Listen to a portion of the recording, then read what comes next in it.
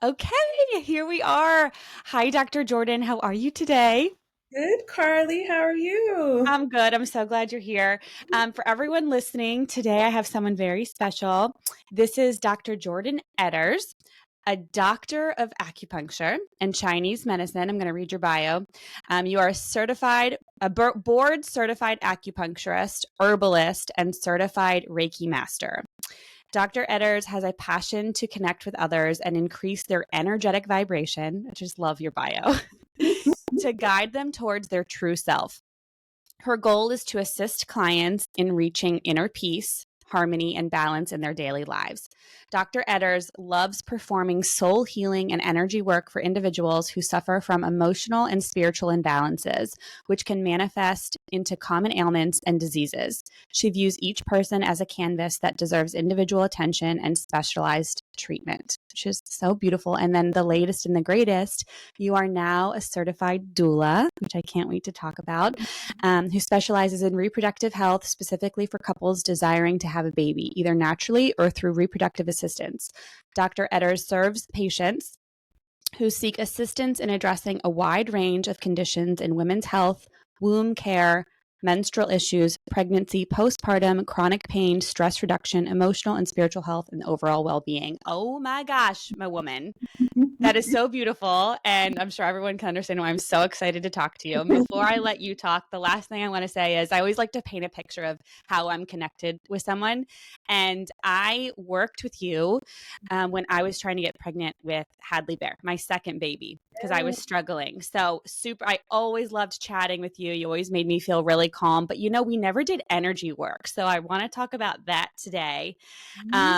But anyway, so much to talk about. I'd love for you to start by sharing how you found this work, because I find that we all have some sort of calling we either find through our own frustrations with our own health or trying to help family. There's something that draws us to this work because not a lot of us grow up, and I might be wrong, I don't want to take words from your mouth, not a lot of us grow up with natural healing in the family, right? So I would love to hear how you found acupuncture and kind of the things that you now practice. Well, thank you, Carly.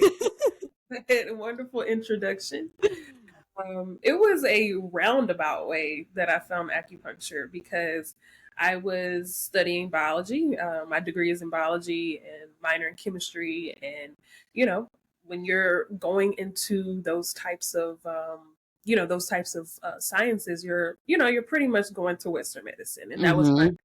I was looking into either becoming a medical doctor or a dentist. That's where I was at that point. And I had graduated, and I was I was looking at taking, I was looking at taking the MCAT, and then I was studying for the DAT because I was still in between. I was like, what do I want to do? And I got to this point. I was like, you know what? I need to just take a moment. Let me, let me just like not go straight into one of these schools yet once I graduate and just see what the world looks like for a year, you know, and Smart. Not a lot of people because, do that. and so because, I was like, well, let me use my degree in biology. I worked as like basically I assisted at Prairie View A&M. That's where I graduated from, but I assisted in the laboratory for biology labs and microbiology labs, and I taught the lab courses. Because I was also taking some MBA classes at that time. I was just kind of like, in this Yep. transitional phase, just really trying to figure it out because I knew that what I wanted to do in actually becoming like a medical doctor, I knew that I wasn't going to fully be able to do it how I wanted to do it Mm-hmm. because of how the because of the things that I had actually gone through with my health while I was in college. I was diagnosed with Graves' disease at that time, Mm. um, and I was taking medications. There was the talk of needing to get surgery to get my thyroid removed. Mm-hmm. All kinds of things, and the discussion was never whenever I would ask, so what are things that I should be doing on my own?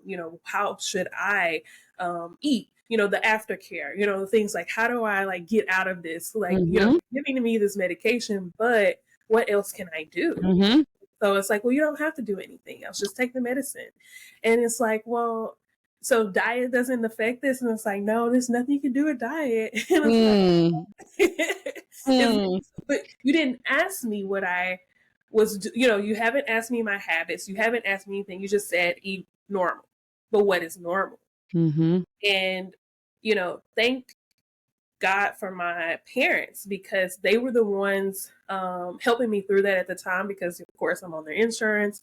Mm-hmm. They're going to those initial appointments when everything was really happening to me, and really being there, like asking those questions to those doctors, and like really like standing in for me when I couldn't like be there for Yes. me. I couldn't do that for myself at that time. Totally. I was only 20. So I don't know how to ask these questions, how to get informed consent. You know what I mean? Like how to like. Yes. Oh my gosh. Hindsight's 2020 with that. When we were babies going through this kind of stuff. Yep. Yep. Okay. So they were there for you. Yeah. So that's why I say I got in there in a roundabout way. And so I realized, I was like, well, I'm not like, the system that I'm being treated in is not really helping me outside of the pharmaceutical part. And so I started like, looking, I was like, well, started looking at other things, alternative, we call alternative things to take care of ourselves. And I was like, okay, so there is something I can do. I can do autoimmune paleo. I can take out inflammatory foods that are affecting me. And so with that, I'm starting to get into like more natural medicine things. And so my mom was already into natural medicine things overall. But, she still used Western medicine when needed. Yep. But she's not a big, let's go, like, of course, when I was going through so much as a child, like, pneumonias, all kinds of different things, we did have to go to the doctor a lot. But, as I kind of aged out of those different, like, upper respiratory things, we were using, different things from like the health food store. Things like, okay, well, let's try this first before we go to the doctor type thing. And I kind of tapped back into that, and I was like, I want to actually help people by using natural medicine. So then I started looking, I was like, what professions can I, how can I do this? How can I do this on a larger scale, like a professional scale? So then Google, so you start looking. Thank goodness. And acupuncture comes up, naturopathy, chiropractic, all these things. And I was like, acupuncture sounds really interesting. And so at that point, I am a year post-graduation. Okay. I've actually decided to leave Prairie View because I don't want to do the MBA program anymore. I don't like, I'm done, I already have my degree, let me just move on. I want to work in the lab. Like, I want to work in the lab while I'm figuring out, what else I need to be doing. Mm-hmm. So I worked in a chemical lab, testing, products and things that needed to go out, for the automotive industry. These products were, we're testing like some heavy duty stuff, like antifreeze, like wow, ethylene glycol, like, and it's like I'm really in with some like really nasty, gnarly chemicals. And I knew that was like a temporary, that was just my transition part. I was like, this is temporary. I just need to be able to support myself while I figure out what it is that I really want to do. So then, of course, acupuncture school in Houston comes up, the American College of Acupuncture and Chinese medicine. They come up, ACAOM.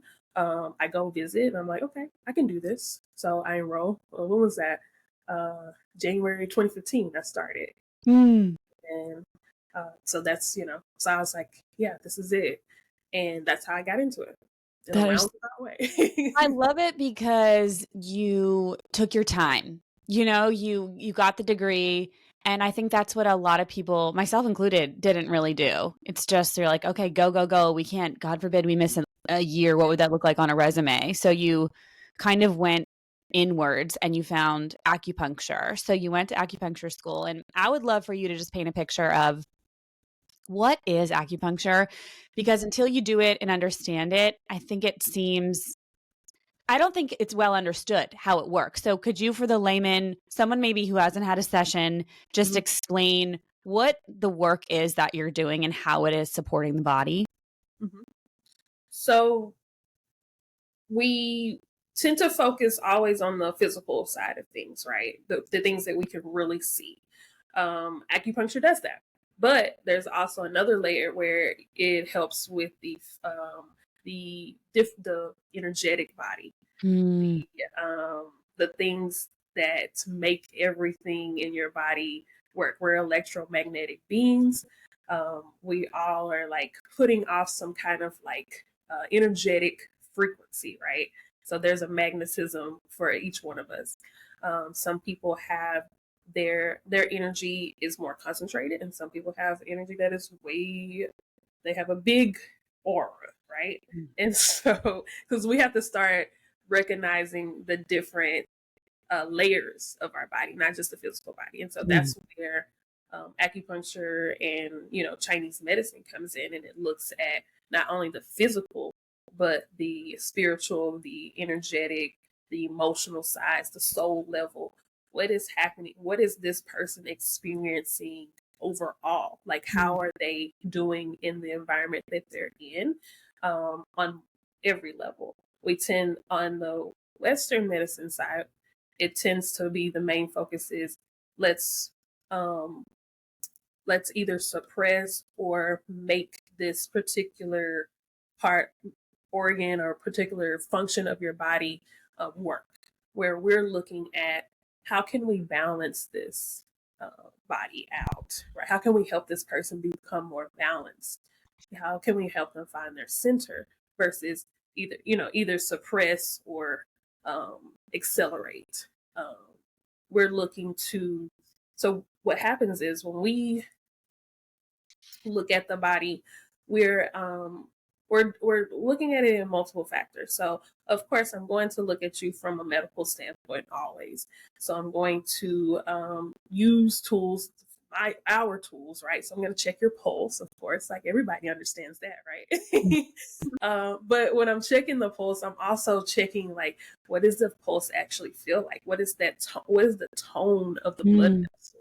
Is it too squishy? Is it too tight? Is it too deep?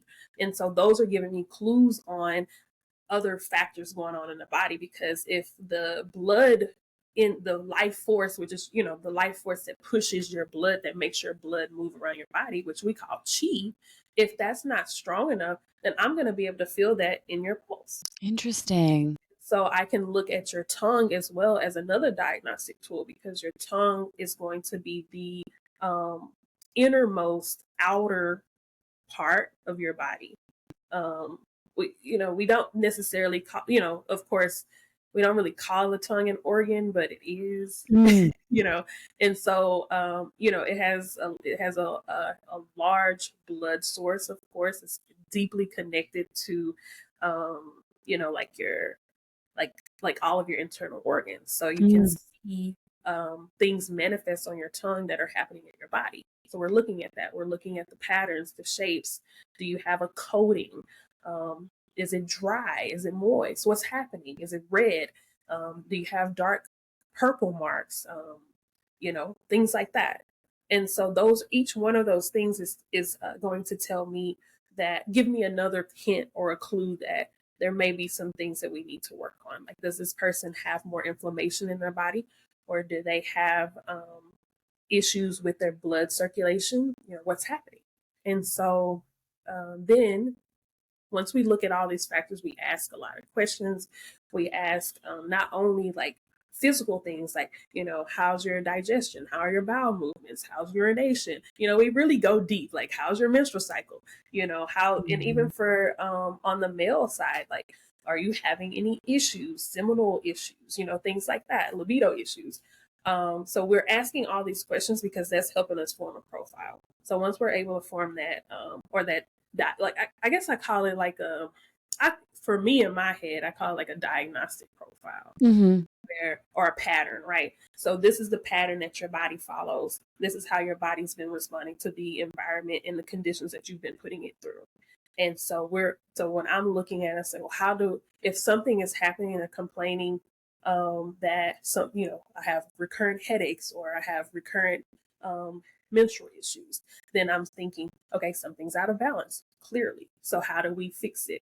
Mm-hmm. So I'm looking at the channels on the body, because in acupuncture, we have multiple channels that align with your organs, and you have points that go on those channels. So these are all like points or lines of energy in your body, if that makes sense. Mm-hmm. So once you put an acupuncture needle into that specific point, it elicits a response. So not only does it communicate with your nervous system, it starts to do a whole systemic. So your nervous system gets triggered, your cardiovascular system, all kinds of cellular responses occur once an acupuncture needle is put in. And and we're using specific points to help balance what we're seeing is out. So we won't always so if somebody says, oh, my head hurts here, I'm not going to put a point right here. Mm-hmm. I might actually put a point on that person's foot, because that channel that where the action is happening basically actually belongs to that area of your body versus here. So we're actually wanting to move that out versus like send concentrated energy here. Which I love, because that's a perfect explanation of how the body works. It's like your head hurts, right? You go to the doctor and they're focusing right there, instead of what you said earlier, which just gave me goosebumps, which is how I wish all healthcare approached it. It's physical body, mind, energetic body, spiritual body. It is the whole person, because we are so dynamic, so multifaceted. So that's a perfect little kind of example of, oh no, we're going to work with your foot point, because that channel is going to it's what you study, and I'm sure it's intricate and complicated, but that's such a beautiful explanation of how synergistic the body is, and how it's just not straightforward. Like, people, like we tend to compartmentalize everything in our body, but everything is connected. Yes. I feel like we make it too hard. We don't have to build it up. It's fine to understand each individual part, but then you also have to understand how this part works with this part, and how if you're experiencing pain here, why we need to look at some root causes, or we need to go deeper and we need to understand the underlying cause, because this is just the manifestation. This is not where it started. So some people, they're always complaining of like shoulder pain or something like that. And so you're thinking, okay, well, it's got to be something in the shoulder. It could be, but they could go get a scan today and nothing is showing up. But it's because, it could be some form of inflammation, and it's not necessarily going to show up like on a scan or anything. But then we're saying, okay, well, why is their body, responding this way? So then we're looking at multiple factors, like what are they eating? What are they putting in? What are they putting on? Emotional level. How are they feeling all the time? Do they feel like the world is on their shoulders all the time? Type thing, are you overworked? And that's why a lot of people actually have shoulder and neck issues, because they're always holding on to every single thing. And so that's where we come in, and we're seeing that. And so we also talk to our patients about that. And so, if I see that a patient needs further care, as in like therapy and things to deal with things, and I'm going to actually refer them out. But of course, acupuncture can balance out those products of stress that they go through. And it can kind of feel like therapy sometimes, because you're trying to understand what's going on. I remember we would have deep conversations. I mean, we would get so weird. I was like, that's why that's why I love you. Like, we get to talk about all these things. I feel safe. I felt safe. I was seeing you during, COVID, kind of, where it was scary to say what you really thought. And I just got to come in and be like, these are my people. And Yeah. And I think one of my things that I was struggling with that I got to talk to you about was, letting go, control. Because when you are trying to get pregnant, Mm.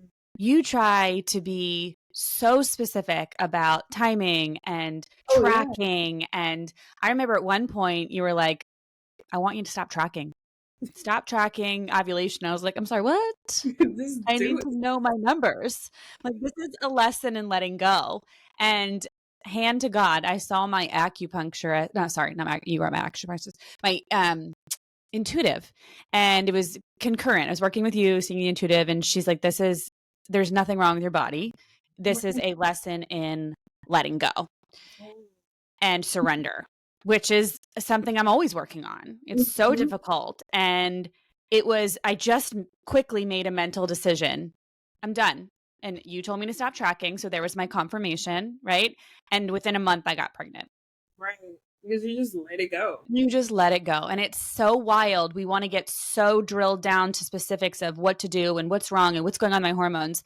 I had hormonal stuff. I had PCOS. I had an irregular cycle. I had stuff that was going on, but there wasn't anything obvious for me. It was energetic Mm-hmm. and almost spiritual. And so Mm-hmm. that's why traditional Chinese medicine is so beautiful. It really, I do functional nutrition. To me, it covers so many other gaps that my kind of work doesn't necessarily touch on. I think it's so synergistic, and it really helps. So on the topic of fertility, acupuncture is very well known for helping people get pregnant. What, in the lens of fertility, do you think is so successful with acupuncture? Why do you think it helps people?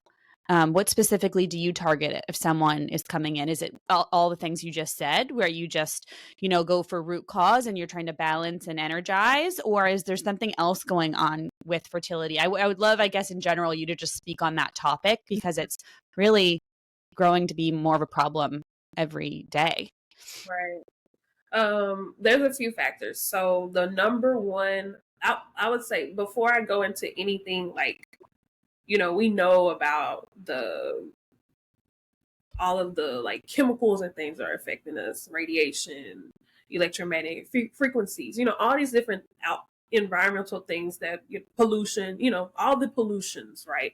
We know that that is a major cause of infertility. But the number one thing that I see is in almost everyone that I work with is fear. You're scared to fail. Um, Scared that it's not going to work, scared that it's never going to happen. Or even also scared that when you do get pregnant, what am I going to do? Like, Oh my am I gosh. going to be okay? I have to stop you because I forgot about this. I was scared because I had such a hard time with my haze, my first one. Oh my gosh, I completely forgot. I'm having such a moment. That was a huge part of that was too. Yep, that was it. And I had a really hard postpartum. I knew I wanted a second child, but I was scared it would be so hard to get. I had to shut down my business. I physically kind of shut down after my first one. Oh my gosh. Okay, continue. I'm just having this moment.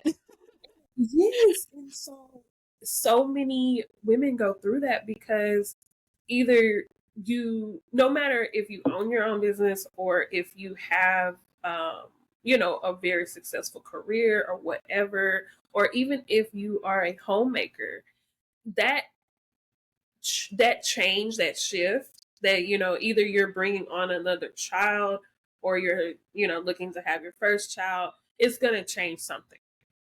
And so you're like, you don't know which way it's gonna go, but Uh-huh. and so that's in the back of your head already. Then you're thinking, well, it might be hard to become pregnant because you're seeing people around you having issues. You're seeing it on social media, especially once you become in alignment with wanting to have a child. It's like the algorithm of the whole matrix that we're in just starts throwing these things at you. And it's like you see it on TV and then you start seeing it on your phone. And then you'll be driving down the street and you'll see a billboard that says, infertility clinic and all this stuff. And you're like, oh my My reality is shifting. God.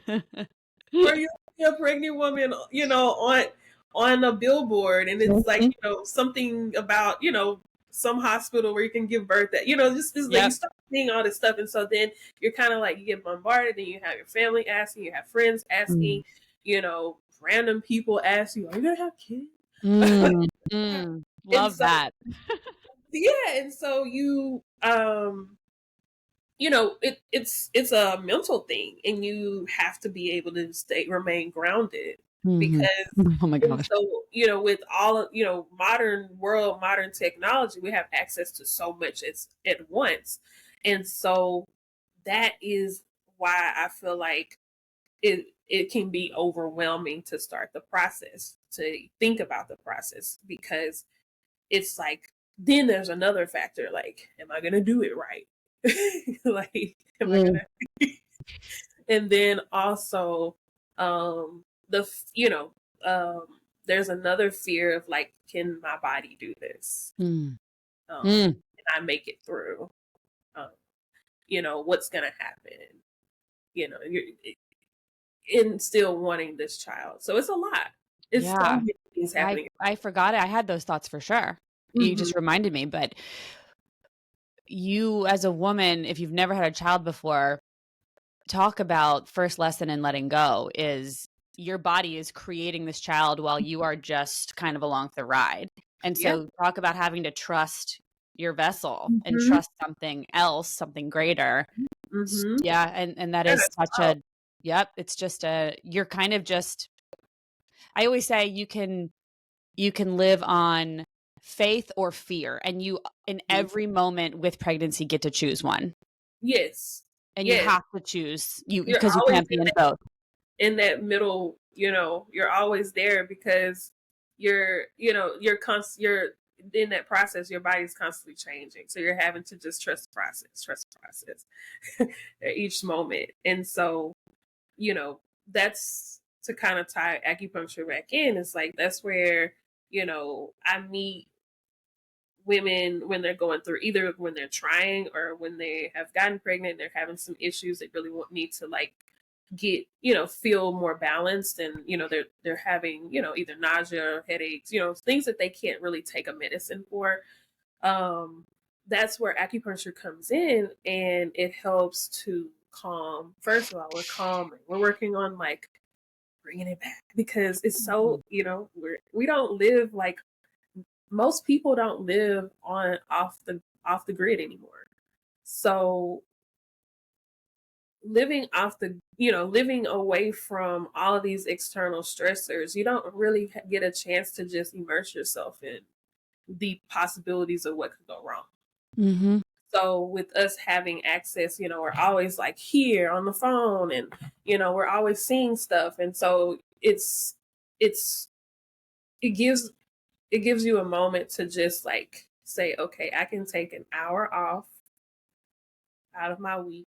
1 hour. 1 hour out of my week, and I can go in for a session. I can not only get a medical treatment, but I also get a nap. And if I could have seen you every single day of my pregnancy, I would have, because I just, all these memories are flooding back while you're talking. I was very sick with Hadley. I was so sick. It was hard to get to the office. Yeah.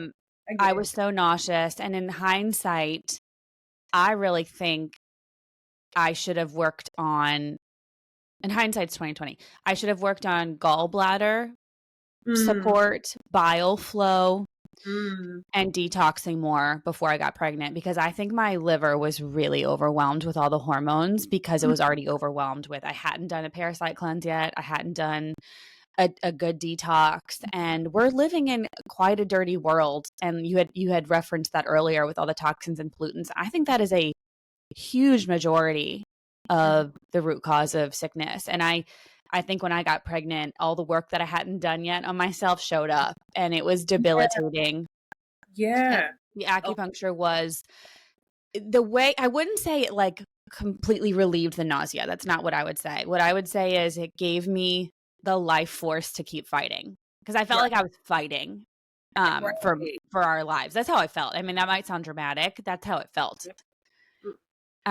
But that's so like the chi that you had mentioned, it felt like I was just getting enough to get through, and it would relieve. I think I would leave with some beads. What are the acupuncture beads? Ear seeds. Yeah. Ear seeds. I was like, Yeah. We'll put anything some, I can take with me.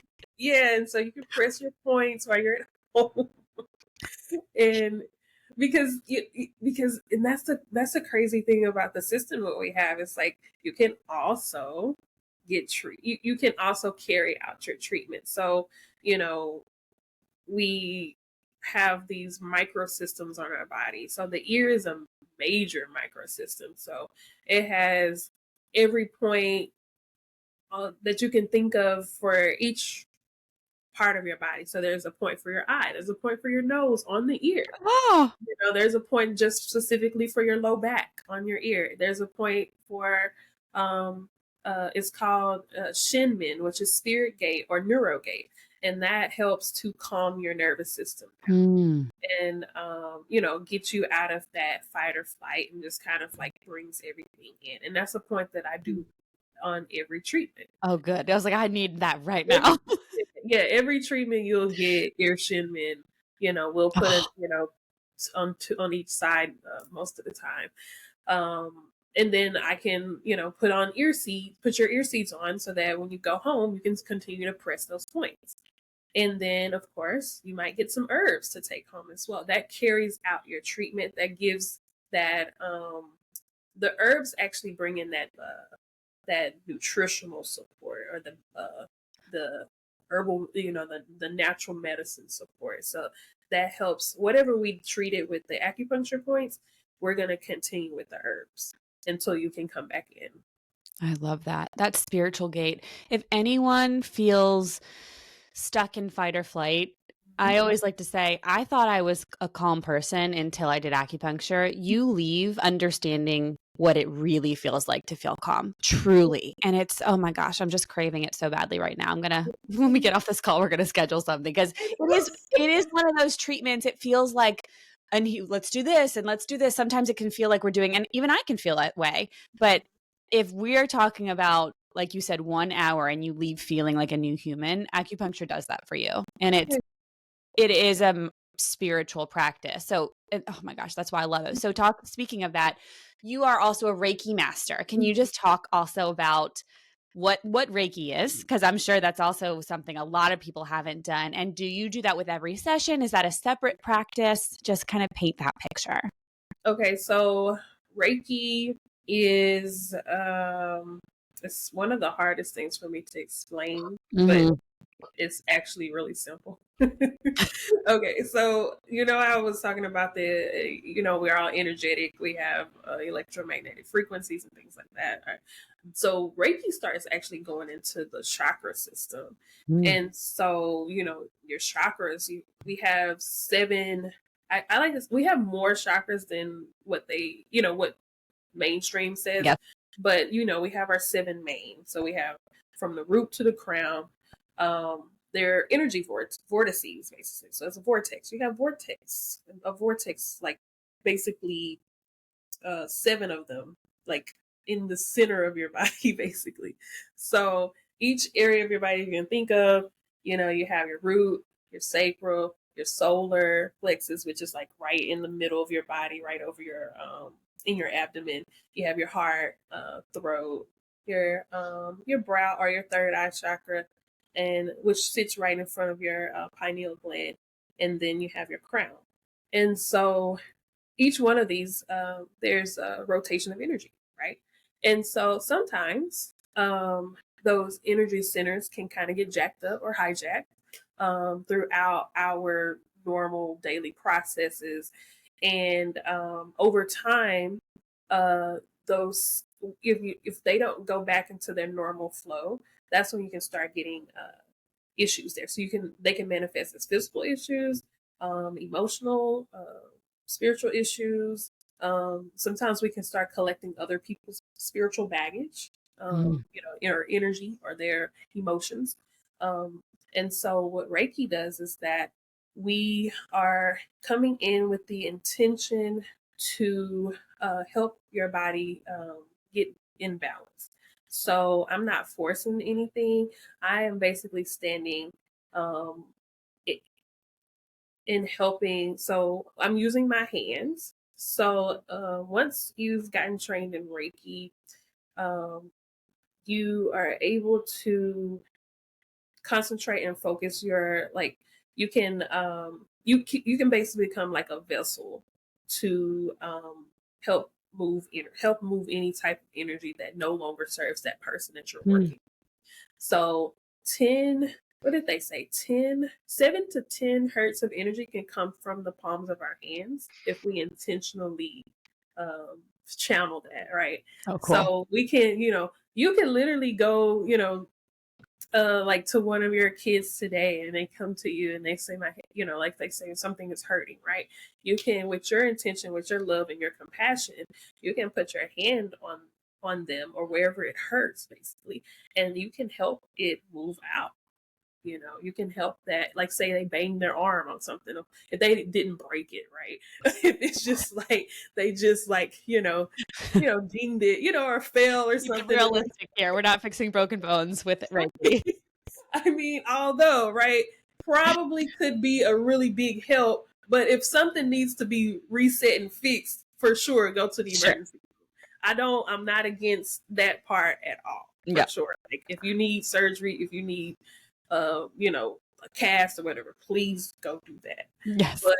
But for things that, are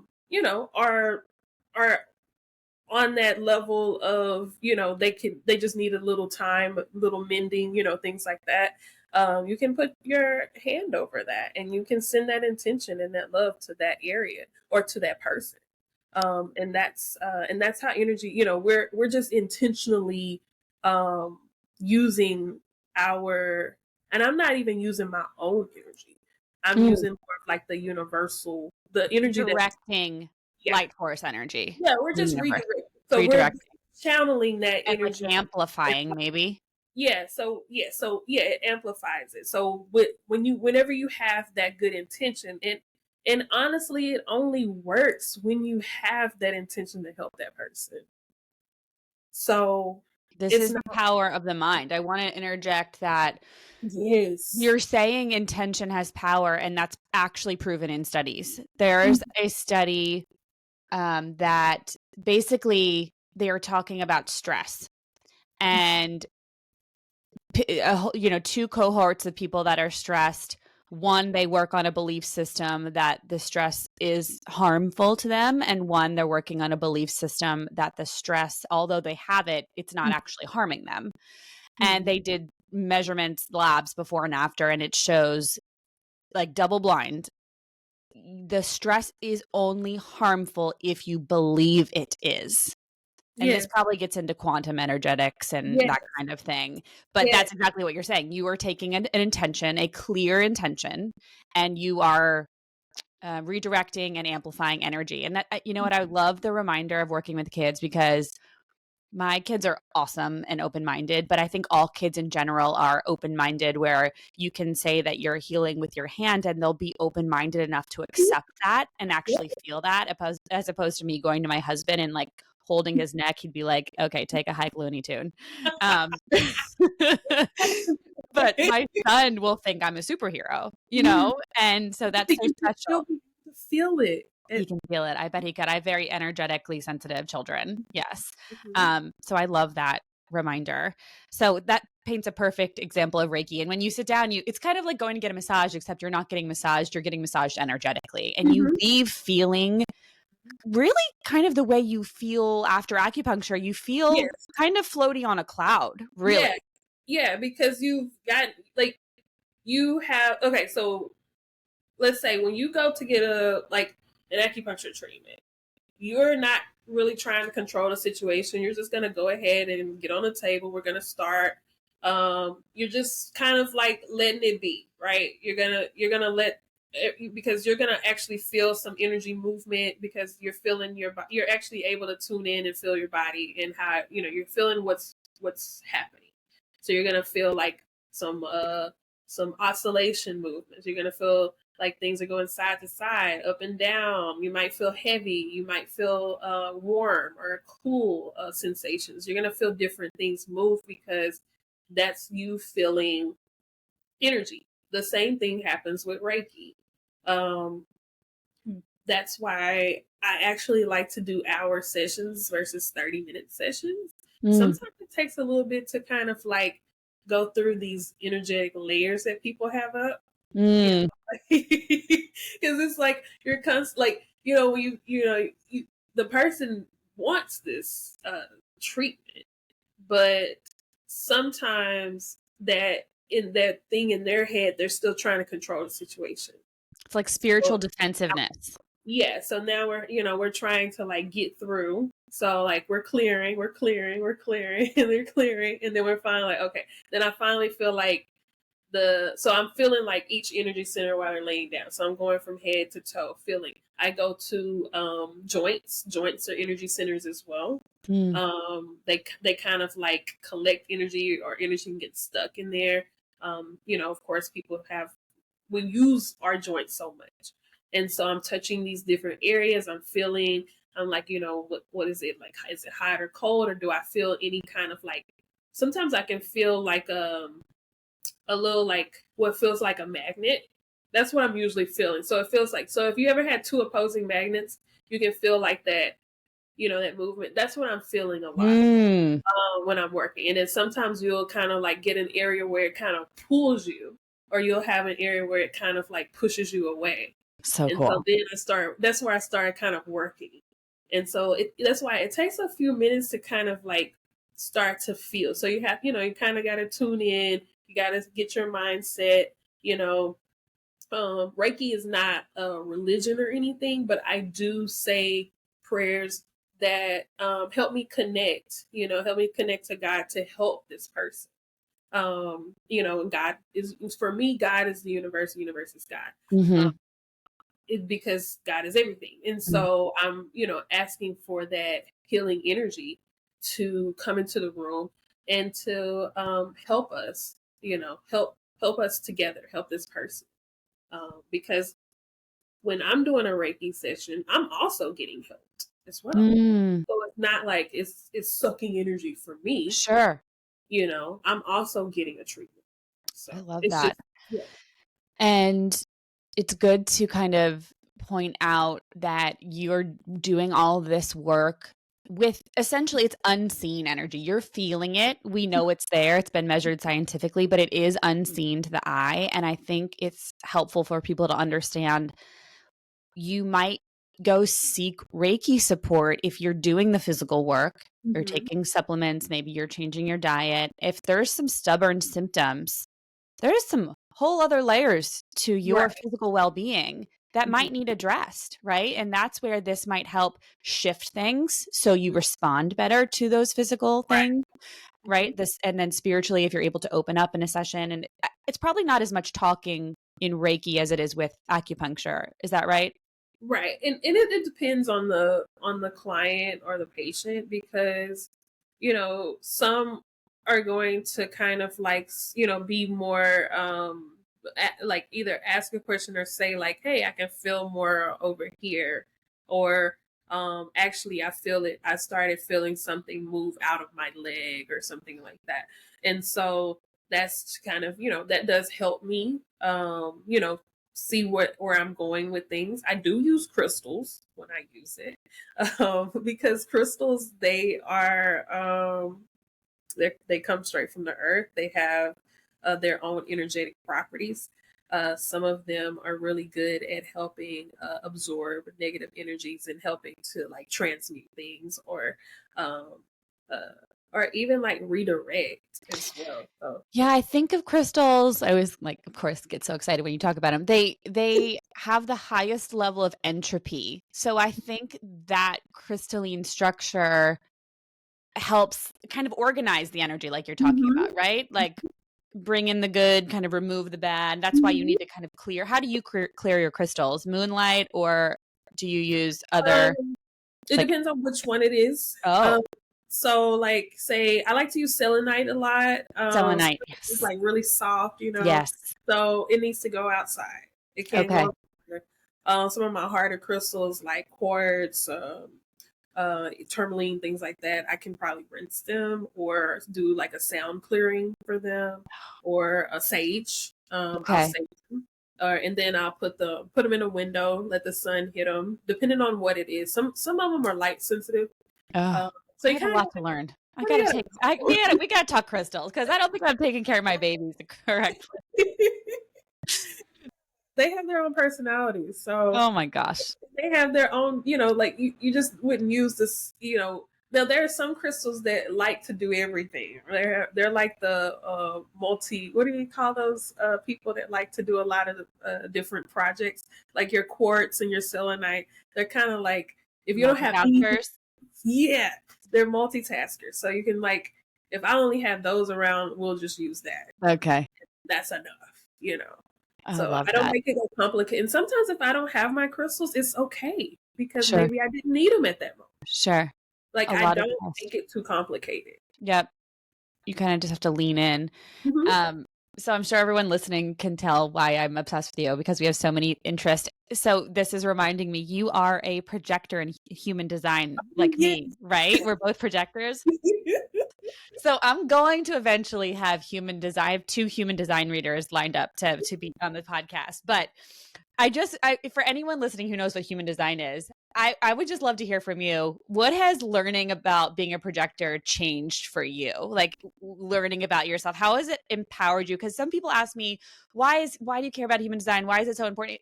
I haven't done a great job of articulating how much it's changed my life. Yeah. Um, and not to put the pressure on you to figure it out, but just maybe one thing that learning that you're a projector, how has it Mhm. empowered you to be more you or helped you specifically in some way?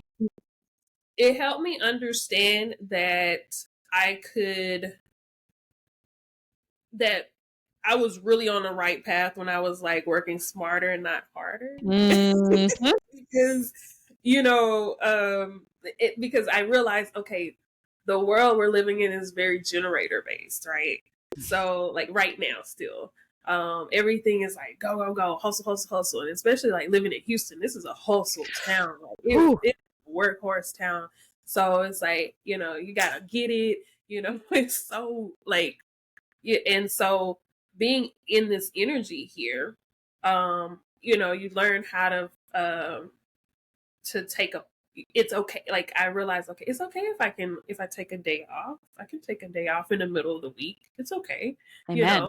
know. And then also learning about the um the undertones, right? So like how we respond, and like how we like how we are such like we really are like natural, I guess, natural teachers, or Mhm. like want people to really understand things. Or we like to see the bigger picture, and then sometimes if Mhm. somebody doesn't understand it or somebody doesn't get it, you can go into that bitterness.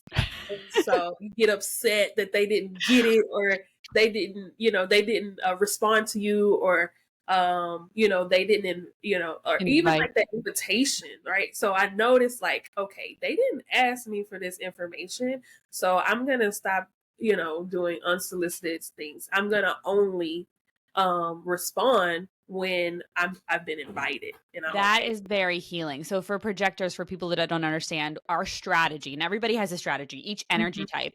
And it's putting words to the energetic body that you work with, right? It's Mhm. putting words to understand how our energetic body works because we all work differently. So what she's talking about is projectors, we need to be invited. So let's say my mom is in the kitchen eating potato chips that are not organic and made with, seed oil. If I go up to my mom and I say, that is one of the most inflammatory fat storage foods you could eat, she doesn't see me as a health expert. She doesn't care for my advice. If that is not invited, if I am not recognized in her eyes as that person, then that advice will just basically be such a waste of energy for me, and I will feel that. I will feel that rejection. So we as projectors need to be invited. And once we're invited, people love our information. We are guides and it's life-giving to share, but unsolicited advice from us specifically is kryptonite. It is, because it's like you want so badly to help that, like you feel like Yes. you're that person by telling them, We're but trying to help. they No, but no. the way you came at them, you know, they're like, wait, you're like, what?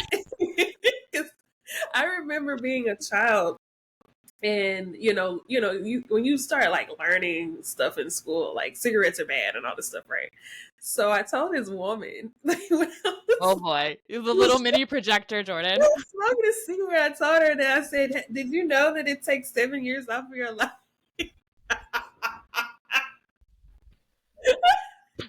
She didn't ask me for any of that.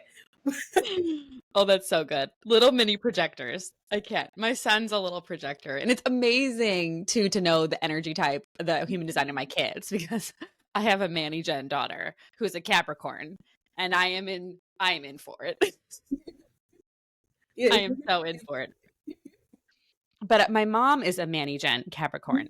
So I know what the old adult version is like. It's so empowering though. Anyway, we connect on that so much. So what I want to do is dovetail into spirituality, because you spoke about Reiki, how you can use intention and prayer and kind of universe God energy. I just kind of want to hear how spirituality is used in your practice, and if there's any practices people could maybe start connecting to source and God, because I think it can be overwhelming. I think prayer people understand, but if there are any other practices that are helpful for you to feel connected before you do your work. I go outside and ground myself, put my feet on the earth, and get those charges, those ionic charges. Electrons. Give me those electrons. Yes, that's number one, because the earth has always been here for us. And that's even though, science is there. There's science and spirituality. It's you can't really separate them. So I go outside, and that's what I every day, I go outside. That's how I connect. That's how I kind of like get my energy moving, get everything going, and make sure that, I'm warm, like my hands are warm. That's just showing that your energy is actually flowing. And so, then if I have time, I really try to do a meditation. But a lot of times my meditation ends up being when I'm outside. Totally. It's just how I kind of like, get everything focused for the day. And then once I go in to meet a client or a patient, I'm able to really be there and connect for them. And then, of course, like, when I'm having like a whole clinic day and I'm working with multiple patients, I do have to like do some things to clear my own energy, because sometimes certain cases are going to be more intense than others, um, depending on what they had going on. So sometimes, that can be a little bit more draining, even though I'm not intentionally putting all of my energy into each person like that. You know what I'm saying? Like pulling my energy. But, just because, again, anytime you're around another person, you are sharing some that energetic information. Sure. Whether we're saying it or not, our brains are antennas, and we are sharing information. And so I'm starting, I can collect a lot of we can collect a lot of spiritual baggage from other people. And you could, like, say for example, you walk into a room, and it was like maybe they just had a party in there. So you're gonna feel good when you walk into that room. And then maybe you go into the next room, and there is a really tough conversation that was had, or somebody heard some really bad news. And so you can tell like there's a big shift from being with these people to being with this person over here. So that's that's the same thing. Like we all go through like we can go through multiple situations like that in a whole day. So by the time the end of your day has happened, you've collected all of this stuff. And now you got to find a way to like clear that. And so sometimes between patients, a lot of times actually, between patients, I use my chime, and I clear energy, sound with sound. I energy clear with sound. I love And that. so, and even if it was a really good conversation or, you know, or a really good session, I still clear that energy, because I just want to make sure that, you know, that room that I'm using is reset for the next person. Energetic hygiene. Mm-hmm. Yep. Yeah. That reminded me. That's why I've kind of like been bathing in ME support by Cellcore. Have you used that before? Yes. It's been a while, but yes. It's just, it can clear the energy of a room. You know, you can put it in a spray bottle, but I'll use it if my kids are having like a meltdown. And so that's a tool. I mean, I don't think anything's better than nature, like you mentioned. But sound, I do have a chime. That's such a good idea. Sound healing. I feel like that's so where the future is going. Yes, sound healing and even just like visualization. Mm. You know, visualizing that all is well, you know, or visualizing a light coming in to kind of like clear things out, because we always forget that, you know, sometimes we don't have a tool, you know, maybe at home, or maybe we're somewhere, we've traveled and we don't have all of our things with us. You can use your mind. So Your true. mind is your main one. We should go there first. It's so true. We're just always so conditioned. We're Yeah. conditioned to go for the things, myself included. And you're so right. Always going in. That's always the best thing. Okay, I could talk to you for 5 hours. I know you probably have babies to deliver. But to end, if, you know, infertility being such a just widespread topic right now that many people are struggling with, if you had a couple tips, maybe say, you know, 2 or 3 that you could share of maybe how people could support themselves energetically, physically, anything for fertility, what would you share? Number one, address the fears that you have for both partners. And because the male partner can really change outcomes as well, for sure, like major outcomes, even just with his mind, right? Yeah. Like, again, memories coming back. Yes. And then number 2, address the endocrine disruptors. That's a major factor, and we tend to willy-nilly use a lot of things that we're like, okay, well, I'm gonna use it today. That's it, you know, but it's kind of like we still kind of like, you know, find ourselves kind of like using a lot of things like plastics and clothing is a hard one, because you really do want to just like, sometimes I just want to, you know, just go to I don't want to have to order things. I just want to like go into Walmart, go into Target, and just grab some random stuff. This is cute. I want to put this on, but I'm realizing, man, it might be leaching into my skin. How, you know, it's like, so then it's like, how do I get, how do you get out of it? And it's like, sometimes you end up still using plastic bottles, plastic containers, you know, perfumes, of my nails are done, of course. I wanted that. But then it's like, okay, whatever habits that you have, recognize, like always kind of like notate, like, okay, that I need to make sure that I'm doing some kind of like cleansing, detoxing on the regular. I wish I had. Yeah. So make sure you're consistently addressing your drainage. You're consistently addressing the toxicity that you're coming into. And just that's, you know, like we talk about spiritual hygiene, you have to do like the you know, like not only like taking a bath, right? That's hygienic, but also like helping your organs do their own bath. You know?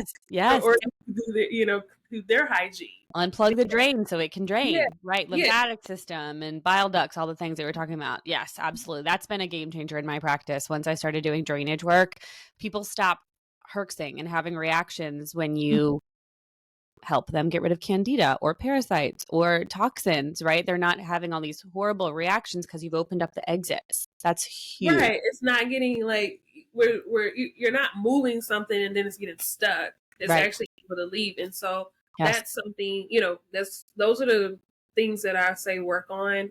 You know, your mind, your mindset, your toxicity levels. So how full is your toxin bucket? And then just overall, like, go outside. I mean, seriously, like, Yes. go move your body, but go outside. Like, start doing things that connect you to nature as much as possible. Really, I because love that. that's the only way you can really, like, kind of tie everything in together. Your body knows it's okay when it's connected to the earth. That's I it. love that. And those might be things that people have heard. It doesn't mean they're doing them. And that's three huge things I can speak from experience. I mean, the fear and the toxicity alone were big pieces of my puzzle. Mm-hmm. And then nature, I think we can always work on because, oh, I love it. I could just go out in my backyard and I do it every single day, but it's still a fraction of what we've evolved from doing. We lived in nature. Our bodies are happiest there, and there's natural self-healing that's going on. So those three are so powerful. I just don't want people to take that and be like, yeah. It's like, no, really. That's where so much of the needle moving can come from. It's so simple, really. It's too. Sometimes I feel like it's That's too the problem. simple. People don't do it. People are like, well, where's the prescription? Where's like the big surgery? Where's the big thing? It's like, no, ma'am. Nope. For me, it was the letting go, and fear was a big one for sure. So that was so well said. So Dr. Jordan, you are the best. This has been so incredible. Where can people find you? So you can always go to my website. That is www.ihaveapointforthat.com. Of course, I'm on social media at I Have a Point for That on all platforms, including YouTube, TikTok, and Instagram. You. Okay. I kind of like, the reason I do that is because people use different platforms. So I'm just like, let me just put all my content on every platform you can find, and so somebody eventually will find it. And then Substack. I do have a Substack. I do need to, get back to my hosting, but I had to take a break. I got as soon as really after the new year, things got really turned up, really busy. So, I just have to. And really why I'm like, oh, wow, is because I know the effort and the time it takes to be on all the platforms, and it is a goal of mine. But when you're seriously doing the work that you're doing and running your own business, and are you doing traveling acupuncture right now? Are you still doing that? Yes. I do home visits. I still do home visits. And I put them in a space to where it's 2 times a week, and then I have the office time. That's incredible. So I would have done that. I would have done that because I was feeling it was so hard for me to get to the office when I was sick when I was pregnant. So I love that. And so the last thing, 2 seconds, we didn't get to talk about the fact that you're a doula. Yes. I don't know what to even ask about that, but just what does that journey look like? How much of your time is that taking right now? It's, you know what? It's actually, the way I've worked it in is that it goes together. It's not like, so I take on like 1 to 2 clients a month, basically. Okay. So I'm not overwhelmed. I can really devote my energy to that, to those clients. Sometimes I end up having 3 births in a month, even though I only have one client scheduled. Oh, they collapsed in. Yeah, it's but it works out. It always works out. Sure. Because but it goes back to the intention and thought process that I've had. It's like, okay, whichever way, because before I became a doula, I was kind of nervous to do it because I was like, is it going to take over my life? Right. In a way that I'm not going to be able to do the the acupuncture side that I really love too, but it hasn't. That's awesome. It's balanced. It feels good. It feels really good to be able to support people in that time that they're most vulnerable. Support families when they're going through because I haven't had a child yet, but I can only imagine the thought process that you're going through. Once the closer you get, you're like freak out time. Yes, because most of my births are in the hospital. I'm actually preparing for 2 home births, which I'm really excited about. That's so exciting. It's also amazing to have an advocate that you can trust who's natural minded in the hospital. That is a blessing because your brain shuts off because you're just concentrating on bringing a life into the world. So having someone like you is so invaluable, truly. Well, I will share all of your handles and all the places people can find you. I'm so impressed. And thank you for your time and your energy. This was so fun. And I can't wait to talk more projector things with you because what I'm telling you, once you discover human design, you'll understand this connection and this joy that we are talking about here. But thank you for your time. And we'll see everyone next time on the Wellness Frequency. Thank you.